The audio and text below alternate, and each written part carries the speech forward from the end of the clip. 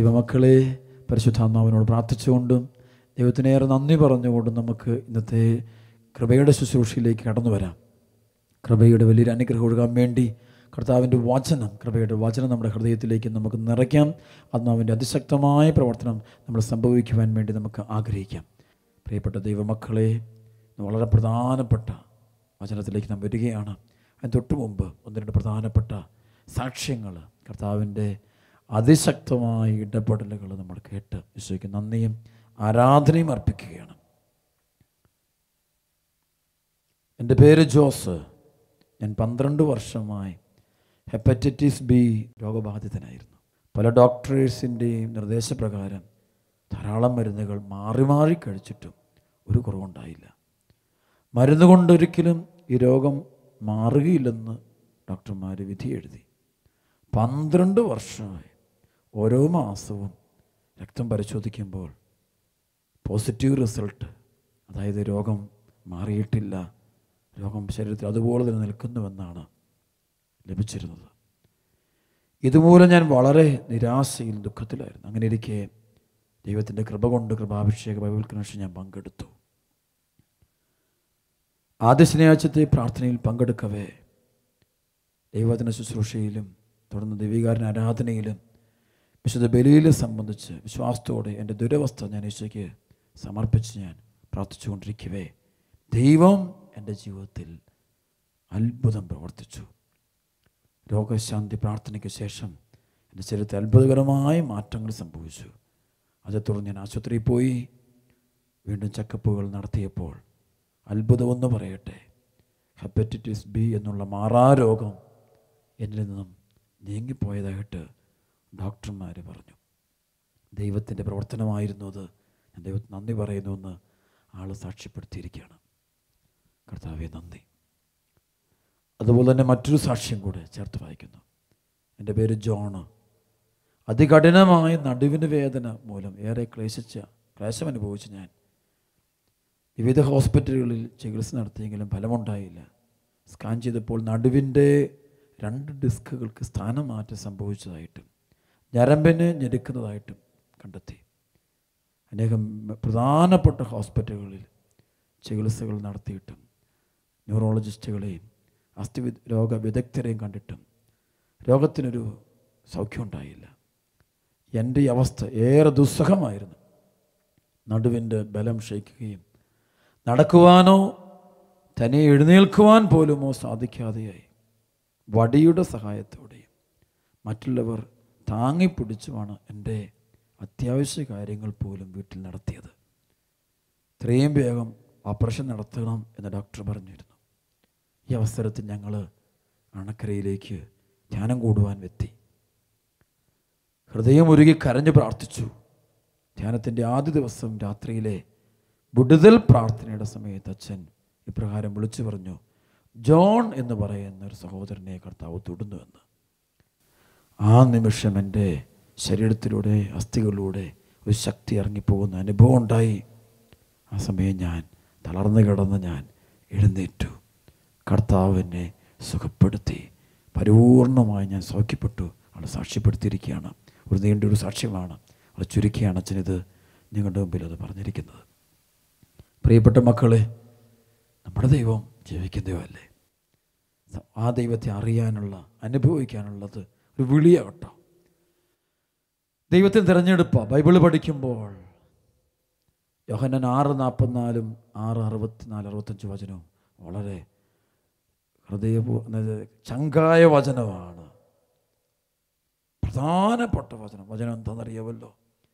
എൻ്റെ പിതാവിനാൽ ആകർഷിക്കപ്പെടാതെ ആരും എൻ്റെ അടുക്കിലേക്ക് വരുന്നില്ല. ഇതൊരു വിളിയാണ്. ദൈവത്തെ അനുഭവിക്കുന്നതൊരു ദൈവം വിളിച്ചിട്ടാണ് ചെയ്യുന്നത്. അപ്പം ഞാൻ ഈ ശുശ്രൂഷ നടത്തുമ്പോൾ അത് ഞാൻ ചെയ്തതല്ല, എന്നെ കൊണ്ട് ചെയ്യിപ്പിക്കുന്നു. അത് ദൈവം വിളിച്ചത് കൊണ്ടാണ്. അത് വിളിയാണിത്. ഈ അനുഭവങ്ങളെല്ലാം ദൈവം തരുന്നൊരു വിളി, ദാനമായി. അത് പരിശുദ്ധാത്മാവ് നൽകുന്നത്. അപ്പം എല്ലാവർക്കും കിട്ടില്ലേ എന്ന് ചോദിക്കും. എല്ലാവർക്കും തരാൻ ദൈവം ആഗ്രഹിക്കുന്നു. പക്ഷേ വരുന്ന വ്യക്തിയിലുണ്ടാകേണ്ട ചില കാര്യങ്ങളുണ്ട്. അത് ഉണ്ടെങ്കിൽ മാത്രമേ അത് അനുഭവിക്കാൻ പറ്റൂ. അതായത് നമുക്ക് സ്വാതന്ത്ര്യമുണ്ടല്ലോ. We have freedom. എന്തും തിരഞ്ഞെടുക്കാം. യേശുവിനെ സ്വീകരിക്കാനും തിരസ്കരിക്കാനും, വചനം സ്വീകരിക്കാനും തിരസ്കരിക്കാനുള്ള ഒരു സ്വാതന്ത്ര്യം നമുക്കുണ്ട്. ഈ സ്വാതന്ത്ര്യം ഉപയോഗിച്ചുകൊണ്ട് ഞാൻ ഈശോയെ എൻ്റെ ദൈവവും എൻ്റെ കർത്താവും എൻ്റെ നാഥനും രക്ഷകനുമായി സ്വീകരിക്കുമ്പോഴാണ് എനിക്ക് ഈ വിളി കിട്ടുന്നത്, ഈ അനുഭവങ്ങൾ കിട്ടുന്നത്. അപ്പോൾ നമ്മൾ ചോദിക്കും, ഞാൻ 10, 50, 60 വർഷമായിട്ട് ഞാൻ ക്രിസ്ത്യാനിയായിട്ട് ജീവിക്കുന്ന വ്യക്തിയാണ്, മാമോദിസ സ്വീകരിച്ച് സഭയിലൂടെ ഓടി നടക്കുന്ന വ്യക്തിയാണ്, ഞാനെല്ലാം വന്നിട്ട് എന്താ എനിക്ക് കിട്ടാത്തത്? എനിക്ക് കിട്ടിയിട്ടില്ല, ഇത്ര വർഷമായിട്ടും എനിക്കെന്ത് പോരാ, not up to the mark. അപ്പോൾ അതിൻ്റെ അർത്ഥം ഇതാണ്, ശരിയാണ്, നീ ക്രിസ്ത്യാനിയായി, മാമോദിസ സ്വീകരിച്ച് സഭയിലൂടെ പോകുന്നുണ്ടെങ്കിലും നീ അത് കാണുന്നത് വേറൊരു രീതിയിലാണ്. നിൻ്റെ ബുദ്ധിയിൽ നീ അത് വിട്ടുകൊടുത്തില്ല. നീ ഈശോയിൽ ആയിത്തീർന്നതിൽ അല്പം കൂടെ കൊടുക്കാനുണ്ട്, എളുപ്പപ്പെടാനുണ്ട്, വചനം വിശ്വസിക്കാനുണ്ട്, വചനത്തിൽ ജീവിക്കാനുണ്ട്, ഈശോയെ സ്നേഹിക്കാനുണ്ട്, കുറേ കൂടെ വചനം വായിക്കാൻ, ഈശോയ്ക്ക് 1ാം സ്ഥാനം കൊടുക്കാനുണ്ട്. ജീവിതത്തിൽ 1ാം സ്ഥാനം ഈശോയ്ക്ക് കൊടുക്കാൻ തയ്യാറാകണം. അതാണ് നീ പറയും തന്നെയാണ് യഹൂദജനവും പറഞ്ഞത്. അവർ മോശയുടെ മക്കളല്ല, അബ്രാഹത്തിൻ്റെ സന്തതികൾ. പിന്നെ എന്തുകൊണ്ട് അവർ തിരസ്കരിക്കപ്പെട്ടു? ഈശോ അനുഭവിക്കാൻ പറ്റിയില്ല. ഈശോ അവരുടെ നിയമം തന്നെ അവർക്ക് ബന്ധനമായിട്ട് മാറി, അവരുടെ കാഴ്ചപ്പാട് തന്നെ അവർക്ക് ബ്ലോക്കായിട്ട് മാറി. അവർ ക്രിസ്തുവിലേക്കും അടുത്തില്ല, അവർ ക്രിസ്തുവിനെ തള്ളിപ്പറഞ്ഞു. ഈശോ അവരവരുടെ ഒരു പ്രത്യേക ബുദ്ധി, ഒരു റാഡിക്കലിസം, ഒരു ഫണ്ടമെൻ്റലിസം അവർ തലയിൽ കയറി പിടിച്ചു. അവർ ഉൾക്കൊണ്ടില്ല, വചനം അത് വിശ്വസിക്കുന്നില്ല.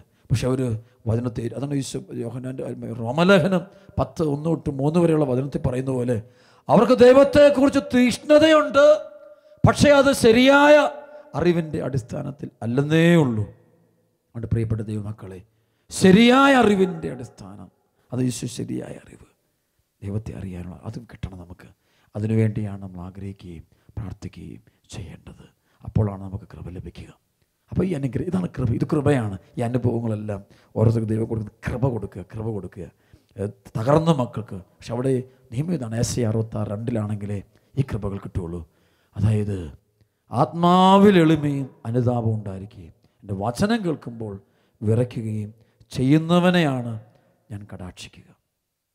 അതോടൊപ്പം തന്നെ പ്രഭാഷകൻ 3:18-19, നീ എത്രമാത്രം ഉന്നതനാണോ അത്രമാത്രം വിനീതനാകുക, അപ്പോൾ നീ ദൈവകൃപയ്ക്ക് പാത്രമായിട്ട് തീരും.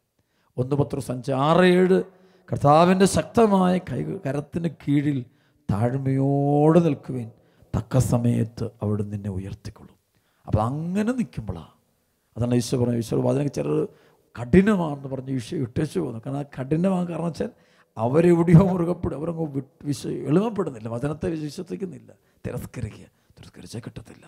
സ്വീകരിക്കണം. അവനെ സ്വീകരിച്ചവർക്കല്ല, അവൻ്റെ നാമത്തിൽ വിശ്വസിച്ചവർക്കല്ല ദൈവമക്കളാകാൻ അവൻ കഴിവ് നൽകുന്നുണ്ട്. സൗഖ്യവും കൃപയും വിടുതലും ഇപ്പോൾ കിട്ടാൻ വേണ്ടി അനുദപിക്കുക, എളിമപ്പെടുക, വചനാധിഷ്ഠിതം ജീവിക്കുക, ഈശോയെ സ്നേഹിച്ച് ജീവിക്കുക, അപ്പോൾ കൃപ ലഭിക്കും.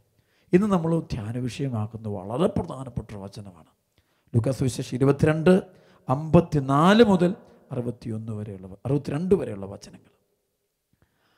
അവർ അവനെ, യഹൂദർ പടയാളികൾ, റോമൻ പടയാളികൾ യേശുവിനെ പിടിച്ച് പ്രധാനാചാര്യൻ്റെ വീട്ടിലേക്ക് കൊണ്ടുപോയി. പത്രോസ് അകലെയായി അവനെ അനുഗമിച്ചിരുന്നു. അവർ നടുമുറ്റത്ത് തീ കൂട്ടി അതിനു ചുറ്റും ഇരുന്നപ്പോൾ പത്രോസും അവരോട് കൂടെ ഇരുന്നു. അവൻ തീക്കരികെ ഇരിക്കുന്നത് കണ്ട് ഒരു പരിചാരിക സൂക്ഷിച്ചു നോക്കിയിട്ട് പറഞ്ഞു, ഇവനും അവനോട് കൂടെയായിരുന്നു. എന്നാൽ പത്രോസ് അത് നിഷേധിച്ച്, സ്ത്രീയെ, അവനെ ഞാൻ അറിയുകയില്ല എന്ന് പറഞ്ഞു. അല്പം കഴിഞ്ഞ് വേറൊരാൾ പത്രോസിനെ കണ്ടിട്ട് പറഞ്ഞു, നീയും അവരിൽ ഒരുവനാണ്. അപ്പോൾ അവൻ പറഞ്ഞു, മനുഷ്യ, ഞാനല്ല.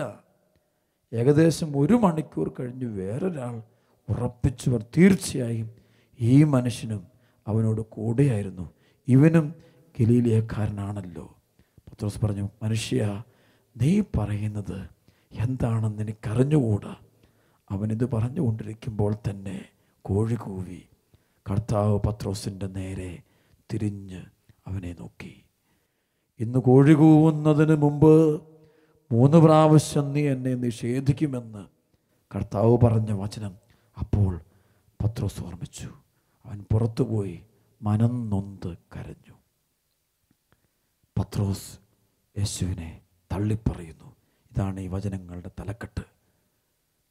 അതേ പ്രിയപ്പെട്ട മക്കളെ, ഇവിടെ കാണാം ഈശോയുടെ പീഡാസഹനത്തിൻ്റെ സമയത്തിൽ പത്രോസ്, യേശു സ്നേഹിച്ച ശിഷ്യൻ, ഈശോ തിരഞ്ഞെടുത്ത ശിഷ്യൻ, അപ്പോസ്തലന്മാരെ തലവനായിട്ട് ഇവനെ ഉയർത്തിയതാണ്, അധികാരമൊക്കെ കൊടുത്തത്. പത്രോസേ, നീ പാറയാകുന്നു, ഈ പാറമേൽ എൻ്റെ സഭ ഞാൻ സ്ഥാപിക്കും എന്നെല്ലാം പറഞ്ഞ് അവനെ അധികം ചുമതലപ്പെടുത്തിയ കർത്താവ്. അതെ, ആ കർത്താവ്, അതാണ് ആ പത്രോസിനെ എല്ലാം അധികാരം കൊടുത്ത ആ പത്രോസ് ഈശോയെ തള്ളിപ്പറയുക. സാഹചര്യം വന്നു, പീഡനം വന്നപ്പോൾ, സഹനം വന്നപ്പോൾ, പ്രതികൂല സാഹചര്യം വന്നപ്പോൾ ക്രിസ്തുവിനെ തള്ളിപ്പറയുന്നു. അവിടെ കാണാം ആദ്യം ഒരു സ്ത്രീയോടാണ്. ഞാൻ അവനെ അറിയുമോ പറഞ്ഞുകൊണ്ട് ഇവനവൻ്റെ കൂടെ ഉണ്ടായിരുന്നവനാ തള്ളിപ്പറഞ്ഞു. ഒരു സംസാര രീതി തന്നെ തെളിയിക്കുന്നു.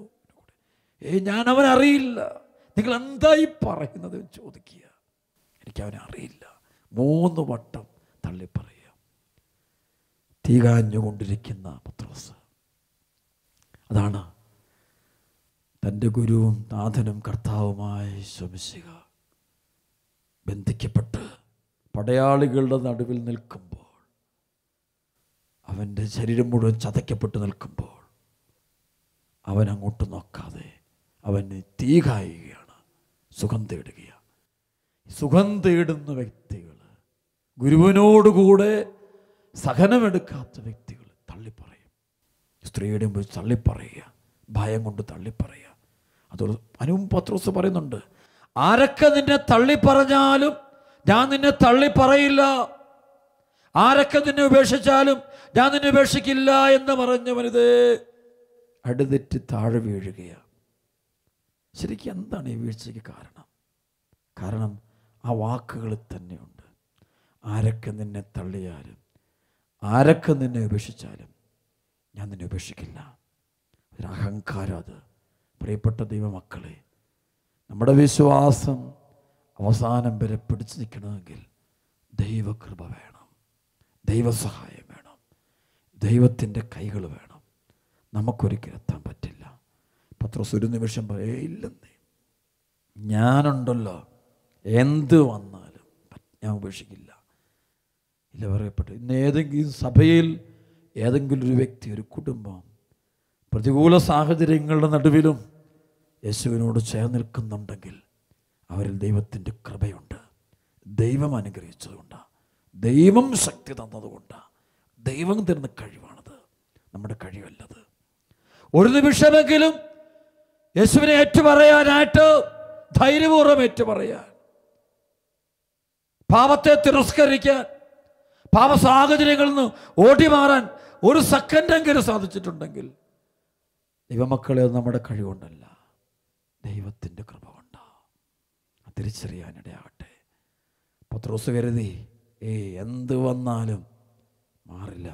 പക്ഷേ പറഞ്ഞു തീരുന്നതിന് മുമ്പ് തന്നെ അവൻ കർത്താവിനെ തള്ളിപ്പറയുന്നു. ആ രാത്രി തന്നെ അവൻ 3 വട്ടം തള്ളിപ്പറയുന്നു, ഞാൻ അവനെ അറിയില്ല. ഇന്ന് ഒരുപാട് പേര് യേശുവെ തള്ളിപ്പറയുന്നുണ്ട്. തങ്ങളുടെ സുഖങ്ങൾ കിട്ടാൻ വേണ്ടി, അതല്ലേ ഈ തീയുടെ ചൂടുണ്ടല്ലോ, ആ ചൂട് കിട്ടാൻ വേണ്ടി, അവിടെ ഇരിക്കാൻ വേണ്ടി, ആ തീക്കലിന് ചുറ്റും ഇരിക്കാൻ വേണ്ടി തള്ളിപ്പറയുക. ചില പെണ്ണിൻ്റെ സ്നേഹം കിട്ടാൻ വേണ്ടി യേശുവിനെ, സഭയെ തള്ളിപ്പറയുന്നവർ, ചൂട് കിട്ടാൻ വേണ്ടി, പുരുഷൻ്റെ ചൂട് സ്നേഹം കിട്ടാൻ വേണ്ടി ക്രിസ്തുവിനെ തള്ളിപ്പറയുന്നവർ, ജോലി കിട്ടാൻ വേണ്ടി വചനമൊക്കെ തള്ളിപ്പറയുന്നവർ, അധികാരം കിട്ടാൻ വേണ്ടി, സ്ഥാനമാനം അതൊക്കെ കിട്ടാൻ വേണ്ടി, അതിൻ്റെ സുഖം കിട്ടണ്ടേ, ആ സുഖം കിട്ടാൻ വേണ്ടി അത് ഉപേക്ഷിക്കാനാവില്ല.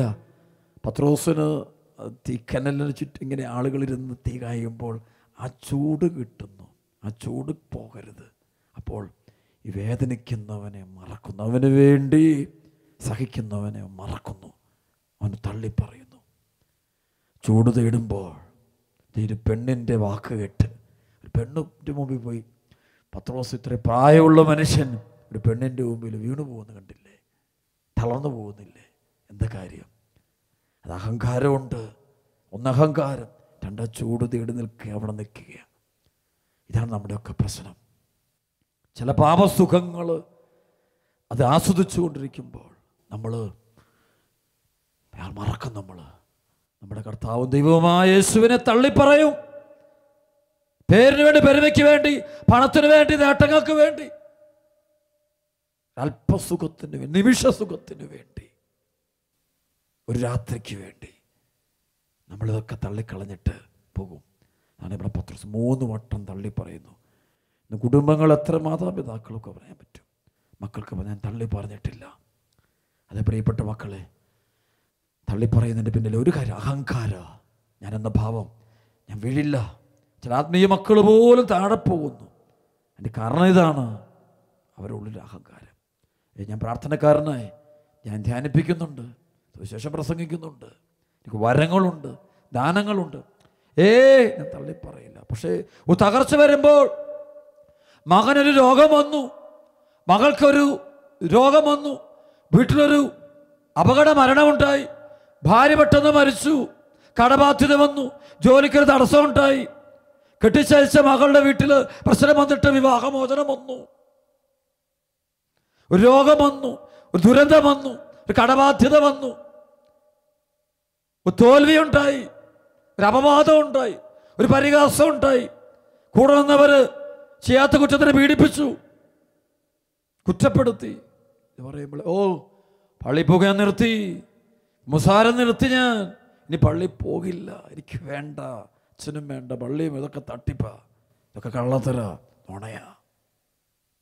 തകർച്ച വന്നപ്പോൾ, ഒരു വേദന വന്നപ്പോൾ, ഒരു പ്രലോഭനം വരുമ്പോൾ ദൈവത്തെ അങ്ങ് മറക്കുക, തള്ളിപ്പറയുക. അതാണ് ഇവിടെ പത്രോസ് വന്നത്. ഒരു സഹനം വന്നപ്പോൾ, ഒരു പീഡ വന്നപ്പോൾ, ഒരു പ്രതികൂല സാഹചര്യം വന്നപ്പോൾ താഴെ വീണുപോയി.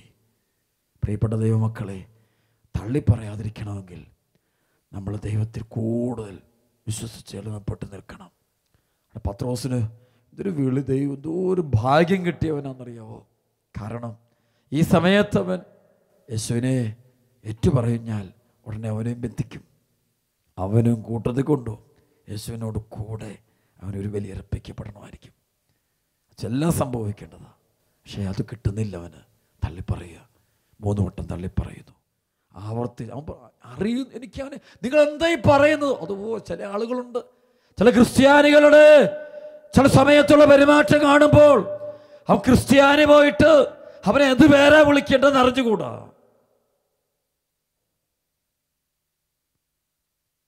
മദ്യക്കച്ചവടവും അബോർഷനും മ്ലേച്ഛപാപങ്ങളും വഴിവിട്ട ബന്ധങ്ങളും ബീച്ചുകളൊക്കെ പോയി കിടക്കുമ്പോഴും തിന്മകൾക്കകത്തൊക്കെ പോയി കുളിച്ച് കിടക്കുമ്പോഴും അവൻ ഏത് പേരാ വിളിക്കേണ്ടത്? ക്രിസ്തു ശിഷ്യനെന്ന് വിളിക്കാൻ പറ്റുമവനെ? വിളിക്കുന്ന എത്ര മക്കൾക്കത് ഉൾക്കൊള്ളാൻ പറ്റുന്നുണ്ടത്? അവിടെ തള്ളിപ്പറയരുതേ. ആരെ തള്ളിപ്പറഞ്ഞാലും നിന്റെ നാഥനും കർത്താവും രക്ഷകനും ദൈവവുമായ യേശുവിനെ ഒരിക്കലും തള്ളിപ്പറയരുതേ. അവൻ നിനക്ക് വേണ്ടിയാണ് കാൽവരിയിൽ അവസാനത്തുള്ളി ചോര വരെ ചിന്തിയത്. അവൻ നിനക്ക് വേണ്ടിയാണ് പാടുപീടുകളേറ്റത്. അവൻ നിനക്ക് വേണ്ടിയാണ് കുരിശിൽ തറയ്ക്കപ്പെട്ടത്. അതറിഞ്ഞുകൊണ്ട് നീ ആ കർത്താവിനെ ഏറ്റുപറയാനും സ്വീകരിക്കാനും നീ തയ്യാറാകണം.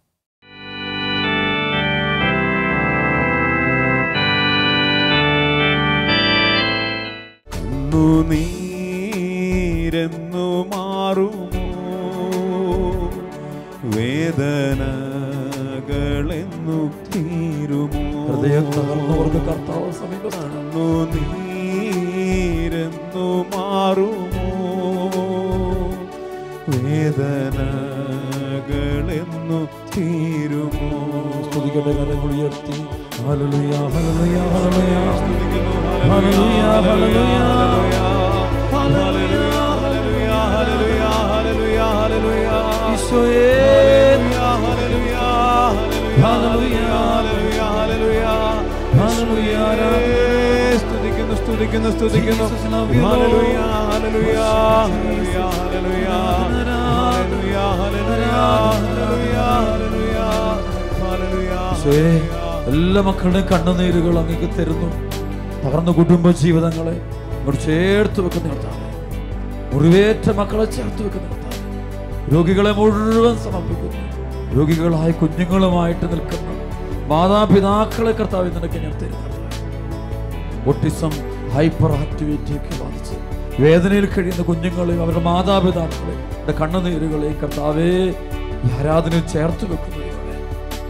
ഈശോയെ, വിവാഹമോചനത്തിന്റെ വക്കിൽ നിൽക്കുന്ന കുടുംബങ്ങളെ തരുന്ന ഈശോയെ, ജീവിത പങ്കാളിയിൽ നിന്ന് പീഡനമേറ്റ് വിവാഹമോചനത്തിന്റെ വക്കിൽ നിൽക്കുന്ന നിരവധി കുടുംബ ജീവിതങ്ങളെ കർത്താവേ നിനക്ക് ചേർത്ത് വെക്കുന്നു.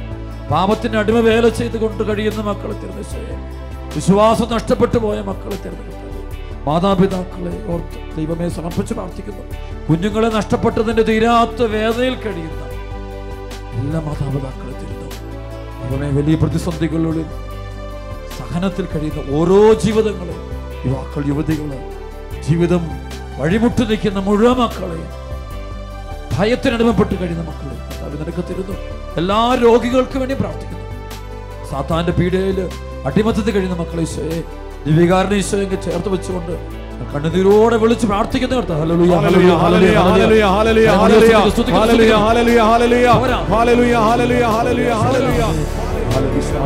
സമയമാണ്, അനുഗ്രഹിക്കുന്ന ഓരോ വ്യക്തിയിലേക്കും ശരീരത്തിലൂടെ ശക്തി കൊടുക്കുന്നു.